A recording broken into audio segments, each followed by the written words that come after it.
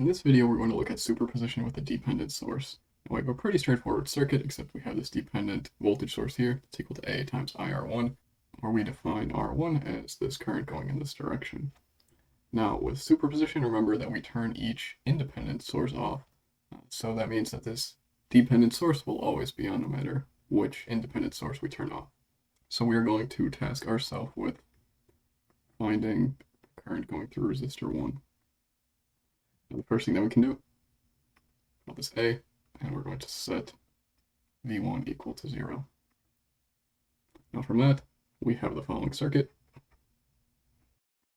and we can do a nodal analysis on that circuit. So we're going to have one node right here, call that Vx, and we are just going to have all the currents going into this node, so that we can see how the nodal analysis will work itself out.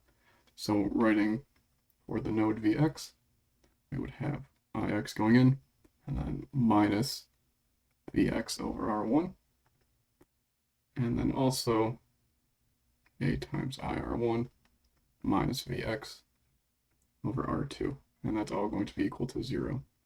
Now, if we look at what this IR1 term is, well, it's just going to be 0 minus Vx over R1. So we can put a side note that IR1 is equal to minus Vx over R1, which is what we have right here. So now we can simplify this a little bit and say that we have Ix minus Vx over R1 minus A times Vx divided by R1 times R2, then minus Vx over R2, and that's all going to be equal to 0.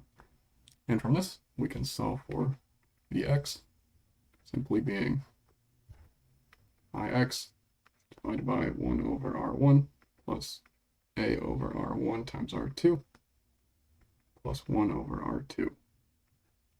And this will be our Vxa. And then from that, we can say that IR1A is equal to minus Vxa over R1. So that's our first half of the superposition. Now we can look at the case for B, where we are going to set I1 equal to 0. Now in that situation, we just have the following circuit, and we can write a KVL for this circuit and say that V1 minus I times R1 minus I times R2 minus A times IR1 is equal to 0. We're going to define that current going this way. And then we can look again at this dependent source, and we simply see that IR1 is just equal to I. So now we can say that V1 minus I times R1 plus R2 plus A is equal to 0, or simply that I is equal to V1 over R1 plus R2 plus A. And because this I is equal to IR1, we can say that IR1 is equal to V1 divided by R1 plus R2 plus A. But remember to add the superscript, so we have IR1B.